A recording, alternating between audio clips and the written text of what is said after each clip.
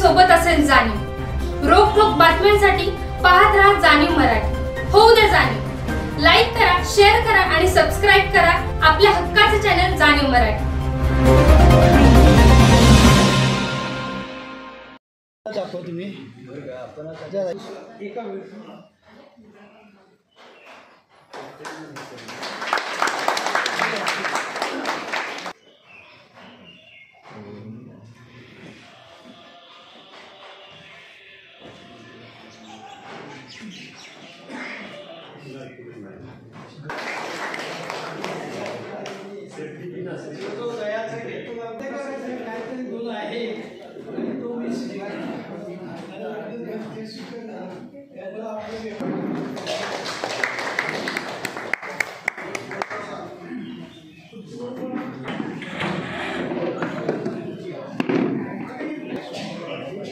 चांगल्या गोष्टी आणि चांगल्या संधी उपलब्ध करून देणारा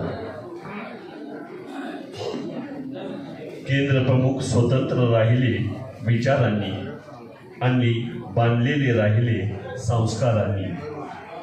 प्रमुखांना संस्कार दूत साने गुरुजींची आठवण यावी।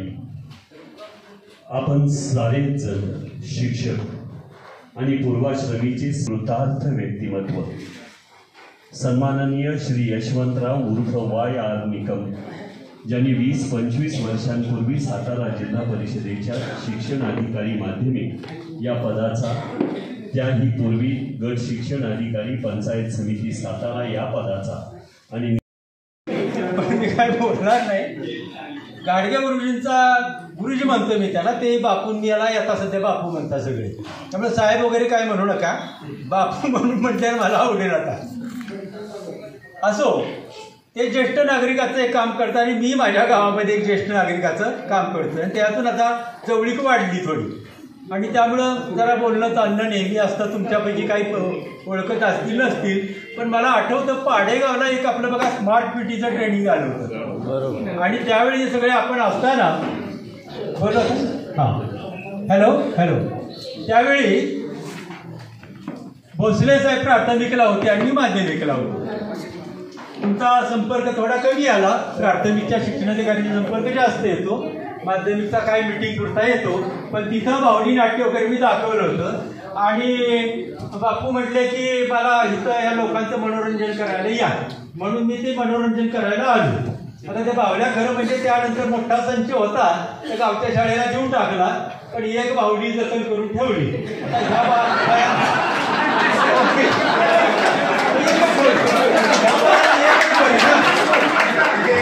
ह्या वेळेस सोबत नाही एक ठेवली आपली कधीतरी अजून कुणाला तरी दाखवायला कळसूत्र आहे, कळसूत्र बावली ठेवली आहे, दाखवतो आपल्याला। त्याच्या अगोदर जरा बोललं पाहिजे ना, जास्त बोलत नाही, शैक्षणिक अजिबात बोलत नाही, कारण आपला काळ वेगळा, आत्ताचा काळ वेगळा आहे, आता बोलण्यासारखं काय राहिलं नाही। 14 नोव्हेंबर 94ला जी आर निघाला, केंद्र प्रमुखांचा जी आर निघाला, नियुक्त्यानंतर झालं। मी पहिले शिक्षक होतो आणि मग मी विज्ञान शिक्षक, काही शंका आल्या तर बहुतेक मुख्याध्यापक इतिहास मराठीचे असायचे, शंका काय विचारायच्या म्हणजे अध्यापनातले असू द्या, प्रशासकीय असू द्या। मग नवीनच शिक्षक झालो, एकदा शिक्षणाधिकारी आले इन्स्पेक्शनला, पुढारी साहेब किंवा कॅप्टन आठवण पाटील असतील मला वाटतं, माझ्या वेळी त्यावेळी मात्र 75चा काळ सांगतो। तर म्हटलं याला विचारूया आपल्या शंका, शिक्षणाधिकारी म्हणजे जिल्ह्याचा प्रमुख, यांच्याशिवाय दुसऱ्या कुणाला माहीत असणार शिक्षण अधिकारी, अशी त्यावेळीची कल्पना शिक्षक असतानाची। आणि मग विचारलं, त्यांना मीटिंग घेतली, त्याच्यामध्ये म्हटलं हे असं विज्ञानाचा प्रयोग करण्यासाठी साहित्य पुरं पडतं वगैरे, प्रयोगशाळा नाही आहे। किती वर्ष सर्व्हिस झाली तुमची? 1 वर्ष। पुस्तकं व्यवस्थित वाचा, असं मीटिंगमध्ये काहीतरी प्रश्न बावळ्यासारखे विचारायचे नाही। अरे बाप, तेव्हापासून वाटायचं मला की शिक्षकाला जवळ पाठीवरनं हात फिरवून कोणीतरी मार्गदर्शन करणारा असावा। आणि ज्यावेळी शिक्षणाधिकारी झालो हा जी आर निघाला, मला परमानंद झाला अक्षरशः। पण नियुक्त झाल्यानंतर माझे अधिकारी, उपशिक्षणाधिकारी अधिकारी वगैरे सगळे केपर म्हणून ओळखले पण त्यांचं लोणचं चांगल्या कामासाठी ठेवले ह्यांना त्यांची कर्तव्य वगैरे वाचली तर किती चांगली आहे मार्गदर्शन करावं विविध जागा 4 तासिका सून होती त्याला सगळेजण छळत होते सगळ्यात खालची तिच्या हाताखाली एक दुसरी सुनी मिळाली तर विस्तार अधिकाऱ्यांनी ह्या सुनेचा काढली तेवढा छळ केला नको जास्त बोलायला असं वय झाले अजून मी व्याख्यानासाठी जातो पण मी आता शिक्षकांना जास्त मार्गदर्शन करत नाही पण पालकांना मार्गदर्शन करण्यासाठी जातो ग्रामीण भागातला पालक आता जर राज्य शैक्षणिक आराखडा बघितला तर पालकांची फार मोठी भूमिका आहे गावाची फार मोठी भूमिका आहे जाणीवपूर्वक माझ्या स्वखर्चानं जातो मानधन घेत नाही काही नाही पण पालकानं तुझ्या पालकत्व कसं असलं पाहिजे आणि अभ्यास कसा करून घेतला पाहिजे याच्यामध्ये प्रयत्नशील असतो मला एक तुम्हाला आव्हान फक्त करायचं आहे की आता झालं आता बरेच जण आपण वैतागलेलो असतो बा झालं आयुष्य सगळं घासलं शिक्षणात आता काय नको नाव नको काढायला तसं नको सगळं आयुष्य गेलं त्या आणि आता उगीच स्ट्रिक्टचा शर्ट बेर बॉटल काय उपयोग आहे आता उपयोग नाही एक काम फक्त करायचं गावातली 4-2 मोहरं आपल्या घरी किंवा कुठेतरी अभ्यासाला बसवायची मग ती अभ्यासिका नको तुम्ही सुरुवात केली की बाकीच्या सुरुवात करतील स्वयं अध्ययन हा शिक्षणातला अत्यंत महत्वाचा हा एक संदेश मी फक्त आपल्याला देऊ इच्छितो बाकी काय नाही आरोग्य वगैरे आहे त्याचं त्यांनी सांभाळायचं आनंदी राहायचं आपले गाडगे बापू हेही सकाळपासून 10 फोन झालेत मला त्यांचे आला का पोचला का म्हणून इतकं मी असायला नको वाईवर आनंदी असण्याचे अनेक मार्ग आहेत आपण स्वतः आनंदी राहायचं इतरांना आनंदी करायचं आणि आयोजकांना मी मनपूर्वक धन्यवाद देतो की हे फार सुंदर तुम्ही आयोजित केलं मी रिचार्ज झालो खूप आनंद वाटला मला तुम्हाला सर्वांना भेटून आणि असे एकत्र आले बघून आणि सगळ्यांनी राहायचं तमाशा हो पण शाळेत गेलं तर आपल्याला विचारत नाही मग आमचे आहेत साहेब तुम्ही कशाला आले पण हे करत नाही असो तेव्हा ते हे 1000 रुपये घ्या बापू सर्किट हाऊसला उतरायचे 2-4 अधिकारी 8-10 ते पोलीस आणि त्याच्या जेवणाची नेते व्यवस्था अरे म्हटलं कसं भागवताय पुण्याला असताना विस्तार अधिकारी ढेरे म्हणून फार हे होते म्हणजे आम्ही कॉन्ट्रीब्युशन काढतो आता कोण कॉन्ट्रीब्युशन काढतंय कुणाच्या नावाखाली कोण जमा करते काय वेळ लागत नव्हता म्हटलं बाबा असं करू नका हे गंगाजळी म्हणून आपण हे करून त्यातला खर्च करत जा अशा सारख्या वर्गण्या गोळा करत जाऊ नका श्री म गौन जाधव आणि श्री बामा शिंदे यांना विनंती सन्माननीय YR निकम दीपा दिनकरराव निकम हे यांच्या हस्ते आम्ही हा सन्मान करीत आहोत माननीय माये खाडे माजी चेअरमन प्राथमिक शिक्षक सहकारी बँक लिमिटेड सध्या निवृत्त संघटनेचं जिल्हाध्यक्षपद त्यांच्याकडे आहे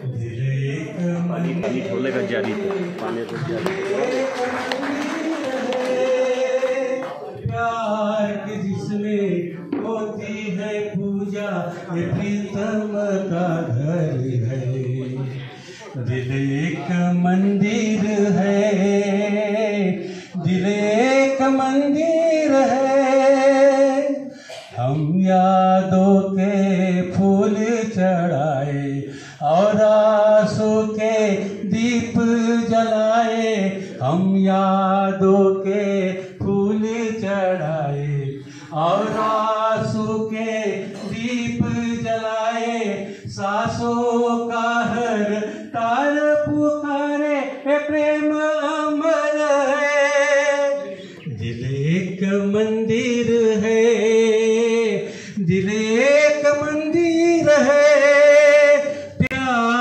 जिसमें होती है पूजा प्रीतम का घर है दिल एक मंदिर है दिल एक मंदिर है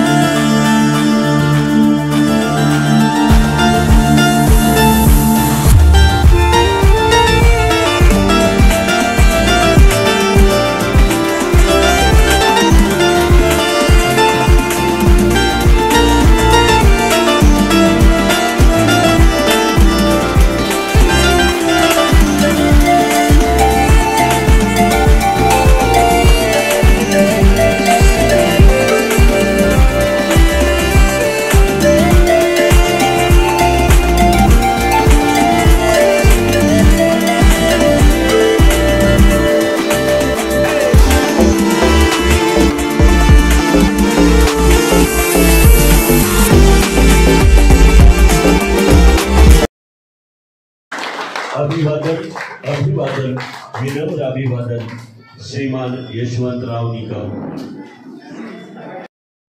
जडेल नाते प्रभूशी तयाचे, तुमच्या त्या प्रभूशी नातं जडल्याचा मला आनंद होतोय। पुन्हा एकदा सर्वांना धन्यवाद देतो आणि आता श्रोत्याची भूमिका घेतो शेवटपर्यंत। काय झाली हे सगळं आठवण्याचं कारण असं की आजवर महाराष्ट्रातील सातारा जिल्ह्यातील हजारो शिक्षक गुवाहाटी इथे प्रशिक्षणास गेले, प्रशिक्षण घेतलं, पण फार कमी मंडळींना स्वतःची बाहुली किंवा बाहुला निर्माण करता आला आणि कला तिथपर्यंत पोहोचणं तर फार फार दुर्मिळ। अवघ्या जिल्ह्यात तुमचा माझ्या काळात 10-12 हजार शिक्षक कार्यरत होते, आज ती संख्या 7-8 हजारावर आली। त्या काळात आज जर आम्ही जिल्ह्यात पाहिलं तर एका हाताच्या बोटावर मोजण्या एवढ्या शिक्षकांकडं हे कौशल्य, ही कला शिल्लक आहे। त्यांच्या कला कौशल्याला आपण उत्स्फूर्त दाद दिली, आपण आलात आणि साहेबांनाही काही क्षण आनंदी केलं। क्षणभर तरी आम्ही आमच्या घरच्या आठवणी विसरलो। ही किमया या कलेची, कला जीवनात तृप्ती समाधान आणते, त्याचं उत्तम उदाहरण साहेबांनी पेश केलं। विठ्ठल विठ्ठल विठ्ठल विठ्ठल विठ्ठल विठ्ठल विठ्ठल पंढरीच्या राया तुझला माझा दंडवत, पंढरीच्या राया तुझला माझा दंडवत, कृपा दृष्टी ठेवा देवा, कृपा दृष्टी ठेवा देवा, धरी माया छत, पंढरीच्या राया तुझला माझा दंडवत, पंढरीच्या राया तुझला माझा दंडवत, चिपळीच्या तालावरती, चिपळीच्या तालावरती जप तुझा चाले, तुझे नाम ओठामध्ये गर्जतची आले, तुझे नाम ओठामध्ये गर्जतची आले, गजर तुझ्या नामाचा, गजर तुझ्या नामाचा माझ्या उदरात, पंढरीच्या राया तुझला माझा दंडवत, पंढरीच्या राया तुझला माझा दंडवत।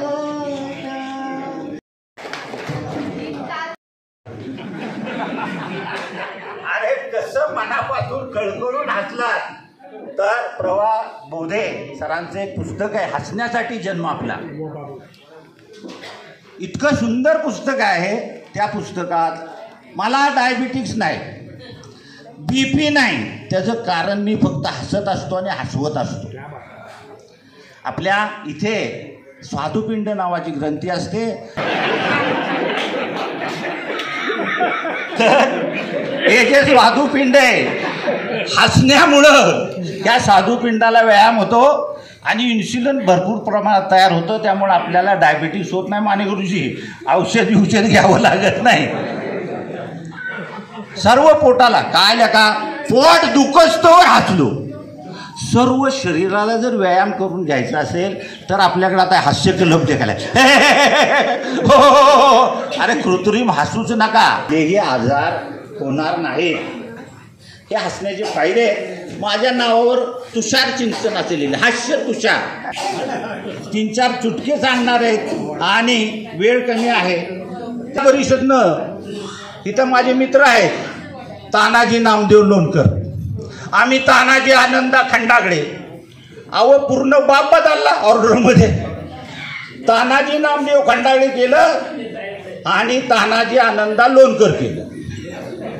झटका केंद्रप्रमुखाचा पहिलाच बसला, क्लार्क म्हणला हे चालणार नाही, तुम्ही तानाजी नामदेव लोणकर आहात. अहो नाही म्हणलं, मी खरंच सांगतोय, माझ्या बापाला वाईट वाटेल.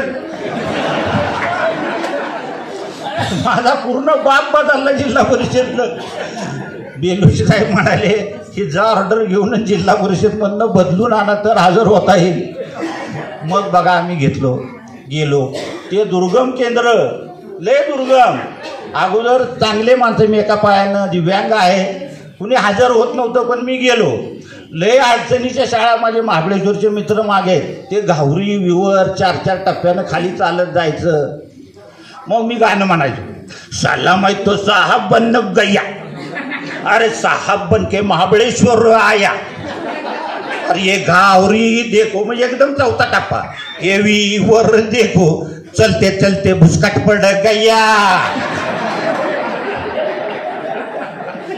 इतकं तिथं 2 वर्षे काढली आणि फार हे केंद्र म्हणून झालो. त्यानंतर शाळा तपासणीचं काम आलं. बरेच किस्से सांगून पास करतो. अंत बघू नका, नको देवराया अंत असा पाहू. माझा अंत कुणी बघायला नको म्हणून आटपा घेतो. एका शाळेमध्ये गेलो, हे पोरगं उठलं. मला मी म्हणतो मन म्हणलं. त्या बाई होत्या, वयस्कर होत्या, त्यांच्या नातवासारखं ते पोरगं होतं. ते बाईकडे बघून म्हणते कसं, ए क्या बोलती तू अधिका खंडाला. तेव्हा ते गाणं फेमस होतं. आता त्या बाई घाबरल्या. बाई म्हणायला लागल्या, अहो साहेब मी हे नाही शिकवलं. अहो मी कुठं म्हणलं तुम्ही शिकवलं, तुम्ही शिकवलंय असं कुठं म्हणतोय मी, हे समाज शिकवतो. त्याला म्हणलं नाव काय तुझं बाळा?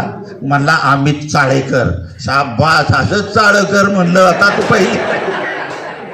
आमचे मित्र शिक्षक DEDचे वर्गमित्र, 3रीला सामान्य विज्ञानात धडा होता आंतरइंद्रिय.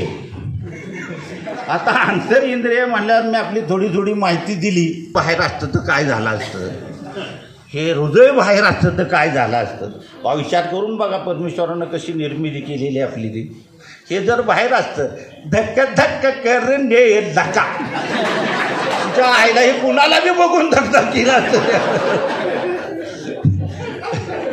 तर हे सांगायचं असं, हे सगळे अंतरिंद्रियांची माहिती दिल्यावर मी म्हणलं, एका मुलाला विचारलं, मुलं बघा तुम्ही आता सर्वजण शाळा तपासलेली माणसं आहात, वर्गात ज्याला संधी मिळत नाही ना, ते साहेब आल्यावर त्याला लई चेव येतो. ते नुसतं घोड्यावर मी सांग म्हणलं सांग, ही काय म्हणला इथं मी त्या गुरुजींना लई राग आला. हडव्या म्हणले तिथं मी वाचतोय. अहो म्हटलं त्याला कळलेच नाही, रागवू नका त्याच्यावर. मग त्याला समजून सांगितलं. त्याला विद्यार्थ्याला समजत नाही, याचा अर्थ त्याचा संबोध तो पक्का नाही, त्याच्या मेंदूत बसलेला नाही. वर्गातले विनोद झाले, पुणेरी विनोद झाला. एक वडील आपल्या मुलाला घेऊन चालले होते. तेवढ्यात एक असा मोठा कोट असलेला, नेहरू साजरा वगैरे घातलेला मनुष्य पुढं आला. बाबा हे कोण आहे? बाबा म्हणाले, अरे हे उद्योगपती आहेत, हे उद्योगपती आहेत. थोडा वेळ गेला, एक गरोदर महिला पूर्ण आली. बाबा हे सुद्धा उद्योगपती आहेत का नाही? बाबा म्हणले, हा नाही, हा पती उद्योग आहे.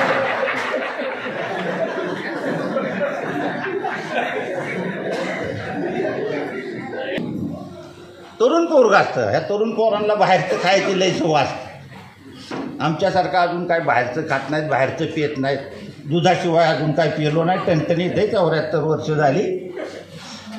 तर ते पोरगं येतं वडापावच्या गाडीवर, 4 वडे या म्हणून घेतं. 4 वडे ते बाहेरचं काढतं आणि आतलं खातं.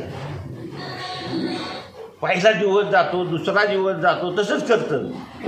3रा दिवस येतो, आत्ता म्हणला सगळं खायला हरकत नाही, तो वडवाला म्हणतो काय रे बाबा आत्ता काय सगळं? अहो म्हणला डॉक्टरचं ऐकायला नको का?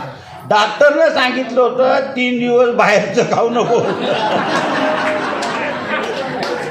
3 दिवस बाहेरचं खाऊ नको अशा आतलं का?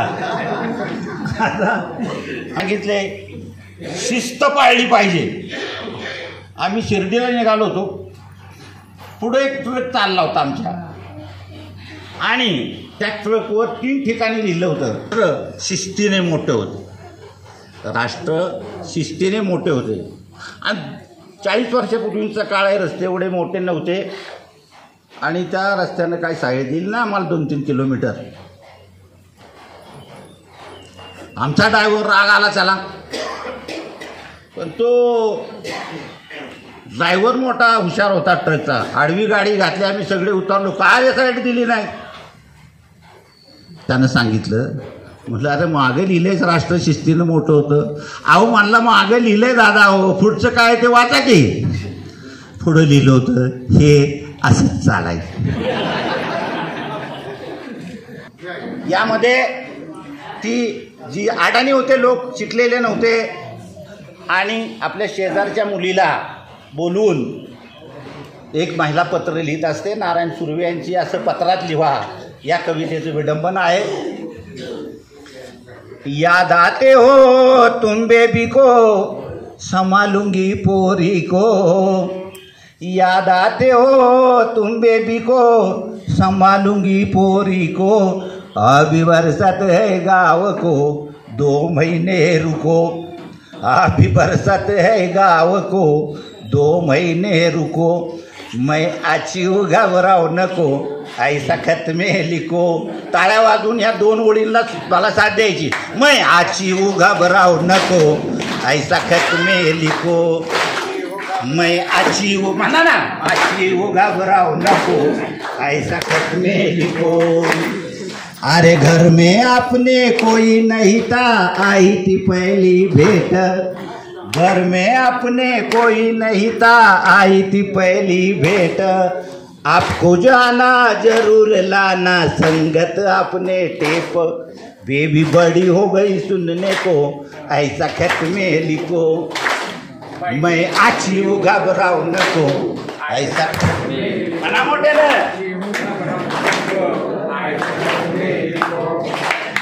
अरे 100 रुपए का हिसाब मांगे वो क्या मैं घर में खाई. 100 रुपए का हिसाब मांगे वो क्या मैं घर में खाई. लाइट के बिजली कान के तिसरी 25 का राशन लाई. 25 दूध वाले को ऐसा करने लिखो. मैं आची घबराव नको ऐसा करने लिखो. मैं आची घबराव नको ऐसा करने लिखो. अरे कौन मेले ने तुम्हें कहा था खड़ी थी मैं रास्ते पर. कौन मेले ने तुम्हें कहा था खड़ी थी मैं रास्ते पर. तुमको शक हो इतना तो मैं निकलूं न घर से बाहर. पानी भरने को जाऊ का नको ऐसा खत में लिखो. मैं आची घबराव नको. या 200 लोकांचा आवाज घबराव नको ऐसा खत में लिखो. मैं आची घबराव नको. बरसात जाना दो उन्हाळा ना दो आने की गाय मत करना. बरसात जाना दो उन्हाळा ना दो आने की गाय मत करना. मियाँ बीबी का प्यार है इतना उसमें शक क्या करना. जैसे टिके है वैसे टिको ऐसा खत में लिखो. मैं आची घबराव नको ऐसा खत में लिखो. मैं आची घबराव नको ऐसा खत में लिखो. तेरे बस तुम्हारी नाव तो एक दिन पहले गुजरी है सेवा सारी. और घड़ी में जाना एक देखो ऐसा खत में लिखो. मैं आची घबराव नको. थोड़ा लिखी हो बहुत समझना खत नहीं है तार. थोड़ा लिखी हो बहुत समझना खत नहीं है तार. बेबी के बाप को यानी कि आपको बेबी का बहुत बहुत प्यार.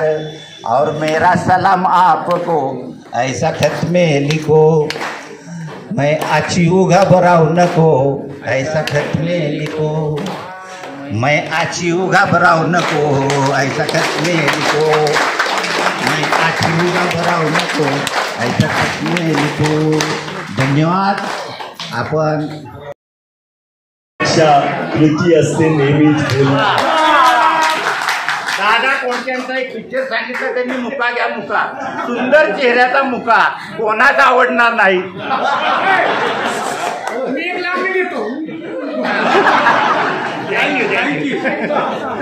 दिवस श्रीमंत होत जातात.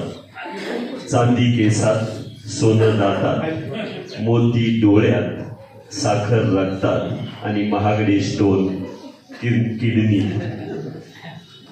या श्रीमंतीचं दर्शन तुम्ही सगळ्यांनी या ठिकाणी घडवलंय. अशा स्नेह श्रीमंत भाग्यवंतांना आजचा हा स्नेह मिळावा, अधिक तृप्त करणारा, समाधान देणारा. या एवढ्या सर्वांना एकत्र यायला संधी यांच्यामुळे मिळालेली आहे. आपण 4 वर्ष रिटायर झालेलो आणि माझ्यापेक्षाही झालेले, असा आनंद मिळावा आज इथं या सर्वांच्या संयोजकांच्या यानं संपन्न झालेला आहे. त्यामुळे मी या सर्वांचं अधिक अभिनंदन करते. मला इथे आणि आता खंडागळे सरांनी सांगितलं, त्याच्या गाणं मला शेवटचं गाणं खूप भावलं की आनंद हा आपल्याजवळच असतो, तो कुठं शोधावा लागत नाही.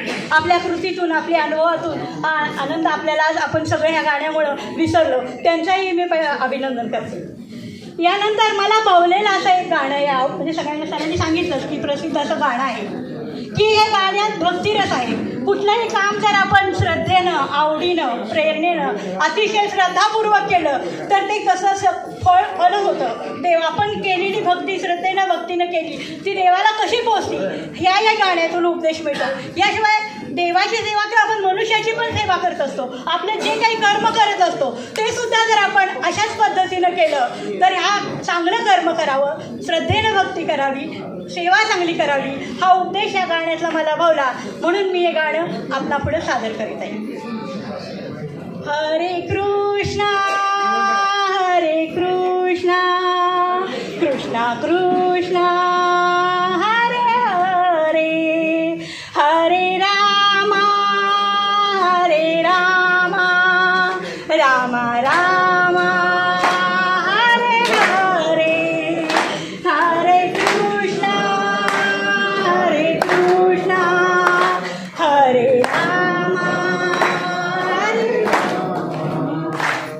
अच्युतं केशवं कृष्ण दामोदरं, अच्युतं केशवं कृष्ण दामोदरं, राम नारायणं जानकी वल्लभं, राम नारायणं जानकी वल्लभं, अच्युतं केशवं राम अच्युतं केशवं कृष्ण दामोदरं, राम नारायणं जानकी वल्लभं, राम नारायणं जानकी वल्लभं. खिलाते नहीं मेरे शबरी के जैसे, खिलाते नहीं अच्युतं केशवं कृष्ण दामोदरं, अच्युतं केशवं कृष्ण दामोदरं, राम नारायणं जानकी वल्लभं.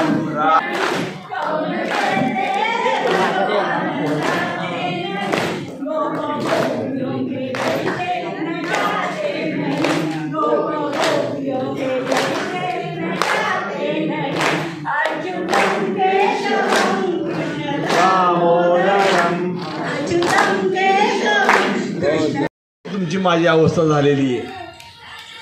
जीवनचंद्र देशमुख तालुका खंडाळा, जिल्हा सातारा. मी वय खंडाळा महाबळेश्वर तिन्ही तालुक्यामध्ये काम केलेलं आहे.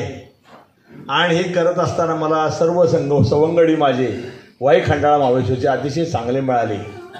याचा अर्थ 3 तालुक्यामध्ये चांगले तर बाकीचे चांगले नाहीत असं नाही आहे. सर्व सातारा जिल्ह्यातील आमचे सर्व केंद्रप्रमुख, आपण सर्व उपशिक्षक होतो, मुख्याध्यापक होतो, आपण सर्व अतिशय चांगल्या प्रकारचं काम केलेलं आहे. ध्येयभान विसरून काम केलेलं आहे. हजारो विद्यार्थी तुम्ही आम्ही घडवलेले तर ते आपल्या नतमस्तक होतात. रस्त्यावर गाठ पडली की पाया पडतात. घरातले पाया पडत नाही पण ते पाया पडतात. ही अवस्था तुमची आमची सगळ्यांची आहे. आणि म्हणून हीच आपली संपत्ती आहे शिपा, हीच आपली संपत्ती आहे. आणि म्हणून जे आपण कमावलं ना, घराकरता करतोच, बंगला बांधतो, गाडी आणतो, अमुक करतो, शेतात जातो, काम करतो, खोरापतो, हे काय करतो, काय असं करतो, परंतु ही आपली संपत्ती आहे. जे आपण विद्यार्थी घडवले ती माझी संपत्ती आहे, ती तुमची संपत्ती आहे, ती तुम्ही घडवली. आणि म्हणून या क्षेत्रामध्ये आज तुम्ही आलेला आहात. क्षेत्र संपूर्ण आयुष्य सगळं याच्यामध्ये घालवलं. आपल्याला आपल्या मंडळीने, आईनं, वडिलांनी साथ दिली. आणखीन कुणी गुरुजींनी वाक्य सांगितलं, जाडी येडला जा तुला नोकरी लागल. त्या सगळ्यांचे ऋण व्यक्त करतो मी आपल्या सर्वांचे, माझेही ऋण व्यक्त करतो. त्यामुळे तुम्ही आम्ही या पदावर मुक्त झालो म्हणून त्यांचं स्मरण करूया आणि त्यांना अभिवादन करून त्यांचं ऋण व्यक्त करून तुम्हाला काही थोडंसं मी ऐकवतो. ते आपण शांत चित्ताने महाबळेश्वर वाई तालुका, खंडाळा, त्याचप्रमाणे सातारा सर्व, कोरेगाव, कराड वगैरे सर्व, मान तालुका सर्व तालुक्याने ऐकावं. एक गीत म्हणतो, कानडा राजा पंढरीचा, कानडा राजा पंढरीचा, वेदा नाही कळला, वेदा नाही कळला, अंत पार याचा, कानडा राजा पंढरीचा, कानडा राजा पंढरीचा, हा नाम्याची कीर चाखितो, बांची गुरे राखितो, हा नाम्याची कीर चाखितो, चोखोबांची गुरे राखितो, पुरंदराचा हा परमात्मा, पुरंदराचा हा परमात्मा, वाली दामाजीचा, कानडा राजा पंढरीचा, कानडा राजा पंढरीचा.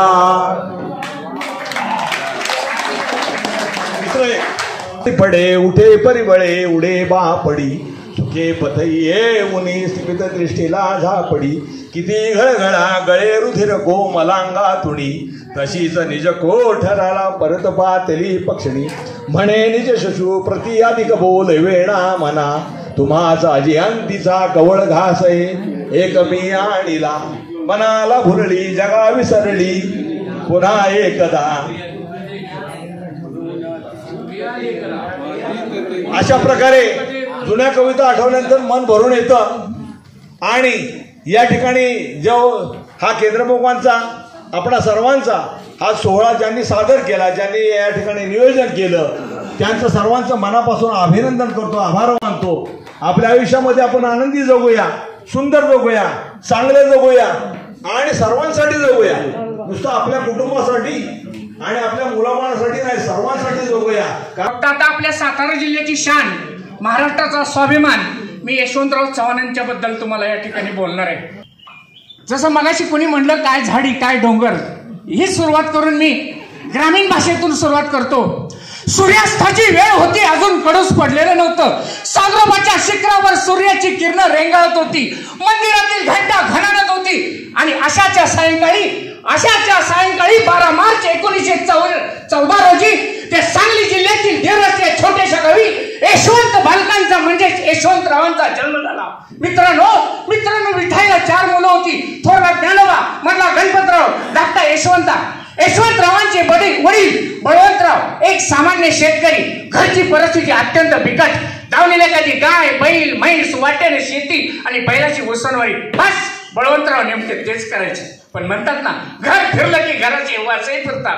बळवंतराव विठ्ठला एका कोर्टामध्ये नोकरी करत होते आणि यशवंतरावांना कराडच्या प्राथमिक शाळेमध्ये दाखल केलेलं होतं. प्राथमिक शाळेत दाखल केलं असताना एक दिवस यशवंतराव आपल्या घरी वडिलांना भेटायला निघाले. आई सोबत होती. ऊन रखरखत होतं आणि बळवंतराव विठ्याला जात असताना प्लेटची साथ सुरू होती. अंगामध्ये प्लेटचा ताप भरलेला होता आणि तो छोटा यशवंता त्या समोर मातीत, घरी पोहोचायच्या अगोदर मातीत खेळ खेळत होता. आई म्हणत होती, अरे चल ना यांना भेटायचंय, चल ना तुझ्या पप्पांना भेटायचंय. पण जात असताना बळवंतरावांच्या काखेमध्ये गाठ आलेली होती आणि हे बळवंतराव सरळ देवाघरी निघून गेले. विठाईचं कुंकू पुसलं गेलं. छोटा यशवंत 4 वर्षाचा होता, तोही मातीत खेळ खेळत होता. त्यांनी त्याला उचलून सुद्धा घेतले नाही. अरे त्या बायका मुलांना पाहण्याकरता आलेले बळवंतराव सरळ देवाकडे निघून गेले आणि त्या विठाईचं कुंकू पुसलं गेलं. यशवंता पोरका झाला, पण आई थांबली नाही. आईने त्या यशवंताला कराडच्या प्राथमिक शाळेत टिळक हायस्कूलमध्ये दाखल केलं आणि त्या टिळक हायस्कूलमध्ये दाखल केल्यानंतर त्या शेनोलीकर गुरुजींनी वर्गातील मुलांना प्रश्न विचारला, बाळांनो तुम्ही कोण होणार? कोणी सांगितलं मी कवी होणार, कोणी सांगितलं मी लेखक होणार, कोणी सांगितलं मी क्रिकेटर होणार. आणि यशवंतावर नंबर आला. यशवंताला विचारला, यशवंता तू कोण होणार? त्या माणसाने ठोकपणे उत्तर दिलं, मी यशवंतराव चव्हाणच होणार. आणि खऱ्या अर्थानं त्यांनी ही घेतलेली प्रतिज्ञा खरी करून दाखवली. महाराष्ट्राचे मुख्यमंत्री झाल्याबरोबर कराडवासीयांनी त्यांचा ठराकेबाज सत्कार आयोजित केला. या सत्काराला उत्तर देताना यशवंतराव म्हणाले की हा सत्कार माझा नसून हा जनतेतील गोरगरिबांचा सत्कार आहे. सत्कारला उत्तर देताना पुढे ते असे म्हणाले, मातीचं सोनं घडवून आणणारे महात्मा फुले झाले नसते, ज्ञानाचा दिवा दाखवणारे महात्मा गांधी झाले नसते, आणि समाजवादाचा साक्षात्कार घडवून आणणारे पंडित नेहरू झाले नसते, तर हा खऱ्या अर्थानं देवराष्ट्राचा यशवंता, गुरांची शेपट मोडणारा यशवंताच राहिला असता. मित्रांनो, या ठिकाणी दुसरी गोष्ट त्यांच्या जीवनामधली सांगतो. संरक्षण मंत्री पद धोला तावांगी ठाणी घेतल्यानंतर संरक्षण मंत्री पद यशवंतरावांना देण्यात आलं. आणि यशवंतराव संरक्षण मंत्री पदाची सूत्र हातात घ्यायला जात असताना त्या मुंबईच्या सह्याद्री विमानतळापासून ते सांताक्रूज विमानतळापर्यंत हजारोच्या संख्येनं पुष्पवृष्टी करण्यात आली. आणि पुष्पवृष्टी करण्याचा प्रसंग हे जगातलं 8वं आश्चर्य म्हटलं तरी वावगं ठरणार नाही, कारण ही सातारची शान होती, महाराष्ट्राचा अभिमान होता आणि देशाचं एक स्वबळावर काम करणारं संरक्षण मंत्री पद होतं. मित्रांनो, एक या ठिकाणी गोष्ट आवर्जून सांगतो तुम्हाला. यशवंतराव चव्हाणांनी संरक्षण मंत्री पदाची सूत्र आपल्या हातात घेतली आणि त्याच दिवशी चीन युद्धभूमीवरून भागूबाईसारखं पळून गेलं. इथंच खऱ्या अर्थानं सातारची शान आणि महाराष्ट्राचा अभिमान दिल्लीमध्ये खणाणला. हे खऱ्या अर्थानं तुमचं माझं भाग्य आहे. एक छोटासाच प्रसंग सांगतो. कराडावर काम करत असताना कराडावरून फोन खणाणला, अरे यशवंत जसा असशील तसा निघून ये, तुझी आई दवाखान्यामध्ये तुला हाका मारते. यशवंतराव, तुझी आई तुला दवाखान्यामध्ये हाका मारते. यशवंतराव दिल्लीहून विमानानं कराडला आले. ज्या दवाखान्यामध्ये विठाईला ऍडमिट केलेलं होतं त्या दवाखान्यासमोर गाडी उभी राहिली आणि यशवंतरावांना कराडमध्ये सर्वजण मामा म्हणायचे. मुख्य डॉक्टरांनी पाहिलं, यशवंतराव गाडीतून खाली उतरायला लागले आणि डॉक्टर म्हणले, अरे चला मामा आले. डॉक्टर जशी धावपळ करायला लागले, त्या दवाखान्यातल्या सगळ्या लोकांची नर्स सकट सगळ्यांची धावपळ सुरू झाली आणि यशवंतराव जड अंतःकरणाने त्या दवाखान्याच्या पायऱ्या चढायला लागले, कारण ती महाराष्ट्राची माई शेवटच्या घटका मोजत होती आणि यशवंतराव जड अंतःकरणाने त्या दवाखान्याच्या पायऱ्या चढत होते. यशवंतराव ज्या रूम मध्ये विठाईला ऍडमिट केलेलं होतं त्या रूम मध्ये गेले.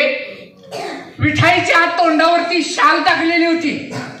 यशवंतराव कॉट जवळ पोहोचले, तोंडावरची शाल बाजूला केली, 2 डोळे किलकिल्ले. मित्रांनो, 2 डोळे किलकिल्ले आणि किलकिल्लाल्या 2 डोळ्यांनी यशवंताकडे पाहिलं आणि यशवंताला विचारला, अरे यशवंता तू एवढ्या लवकर आला, सारे टांग्याला पैसे कुठून आणलेस? यशवंता, रे टांग्याला पैसे कुठून आणलेस? त्यावेळेला यशवंतराव चव्हाण भारताचे संरक्षण मंत्री होते, बाजूला संभाजी बाबा होते. यशवंतरावांनी खिशातून रुमाल काढला आणि डोळ्याला लावला आणि ओक्साबोक्षे रडायला लागले.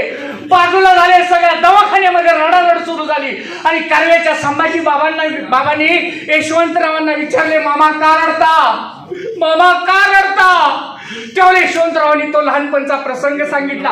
मी राजाराम कॉलेजमध्ये कोल्हापूरला शिकायला होतो आणि त्या कॉलेजमध्ये मी एका वक्तृत्व स्पर्धेमध्ये भाग घेतलेला होता. घरची परिस्थिती अत्यंत बिकट होती. नंदकुमार बटाले आणि या मंडळींनी, कोतवाल या मंडळींनी मला त्या वक्तृत्व स्पर्धेसाठी भाग घेण्यासाठी पैसे दिले आणि त्या स्पर्धेत भाग घेतला. माझा पहिला नंबर आला. कोल्हापूरमध्ये माझा वक्तृत्व स्पर्धेमध्ये पहिला नंबर आला. ही बातमी फक्त आणि फक्त माझ्या आईलाच सांगायची होती, कारण आई म्हणजे माझा जान, आई माझा स्वाभिमान, ही बातमी आईला सांगत असताना यशवंतराव कराडच्या दिशेने यायला लागले. त्याला फक्त रेल्वेनेच कराडला यायचा प्रवास त्यांना परवडत होता. सगळी स्टेशन मागे गेली, किर्लोस्करवाडी गेली, ताकारी गेली, तुपारी गेली, शेनोली गेली, वडगाव गेलो आणि यशवंतराव कराडच्या रेल्वे स्टेशनवर उतरले. पटकन रेल्वेतून उतरले. तेच त्यांना संभाजी बाबांना सांगतायत हा प्रसंग. मी त्या रेल्वेतून उतरलो आणि घरी जाऊन आईच्या पायावर हे बक्षीस ठेवायचं होतं, शाई ठेवायची होती, श्रीफळ ठेवायचं होतं, तेच मला आईच्या पायावर ठेवायचं होतं. म्हणून मी त्या रेल्वे स्टेशनवरून टांगा केला आणि मी टांग्यानं भरकन घरला आलो. घरामध्ये शुक्रवार पेठेमध्ये आमचं दुपाकी घर, त्या घराच्या समोरच्या उंबऱ्यावर हानवटीवर हात ठेवून माझी आई रोज वाट बघायची. शनिवारी तर नक्कीच बघायची, पण ज्या दिवशी शनिवार होता त्याच दिवशी स्पर्धा होती आणि मी त्या शुक्रवार पेठेत पोहोचलो आणि घरी जायला चाललो. हातामध्ये बक्षीस होतं आणि जाताना आईनं माझ्याकडे बघितलं. ते बक्षीस मी तिच्या पायावर ठेवलं. आईला मी सांगितलं, आई जिंकलो, पहिला नंबर आला, मला नंदकुमार पटाणींनी स्पर्धेसाठी पैसे दिले. पण आईचं इकडे लक्षच नाही, कारण ती आई होती. त्याला आई नाही ना, त्याला काय नाही, ती आई होती. त्या आईने यशवंताला विचारला, रे यशवंत, तू रात्री 9-10 वाजता घरी येतोस रेल्वे स्टेशनवरून चालत, आज तू एवढं लवकर कसा आलास? त्याला यशवंताने सांगितलं, आई मला मिळालेलं बक्षीस, आई मला मी टांगा केला. हा प्रसंग यशवंतरावांनी संभाजी बाबा थोडा त्यांना सांगत असताना त्यांना पुन्हा गलगल बोलून आलो आणि ते पुन्हा म्हणतायत की यशवंता रे टांग्याला पैसे कुठून आणले? अरे यशवंता, टांग्याला पैसे कुठून आणलेस? असा हा नेता या रयतेची, या जनतेची सेवा करत असताना वयाची 72 वर्ष घालवून कधी बसला हे त्यांनाच कळालं नाही. म्हणूनच म्हणावंच वाटतं, थोडं महात्मे होऊन गेले चरित्र त्यांचे, थोर महात्मे होऊन गेले टाळ्या, थोर महात्मे होऊन गेले चरित्र त्यांचे. पहा जरा, आपण त्यांच्या समान व्हावे, हाच सापडे बोध करा, हाच सापडे बोध करा.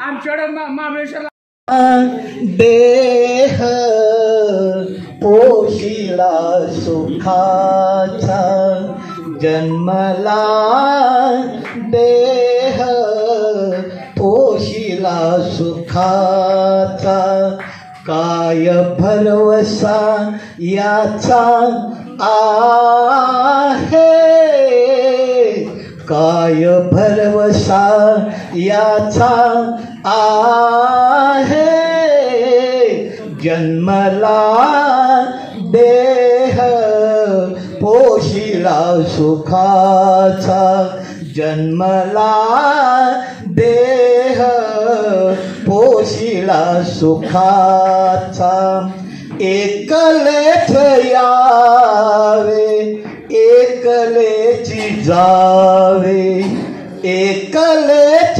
यावे एकलेची जावे, हेची अनुभवावे आपणाशी, जन्मला देह पोशिला सुखाचा, जन्मला देह पोशिला सुखाचा, कुणही अवघे सुखाचे सांगाती, अंतकाळी होती पाठी मोरे, अंतकाळी होती पाठी मोरे, जन्मला देह पोशिला सुखाचा, जन्मला. अत्यंत साध्या शब्दात पण थोर तत्वज्ञान सांगून ठेवले आपल्या चोखामेळाजींनी. यापुढील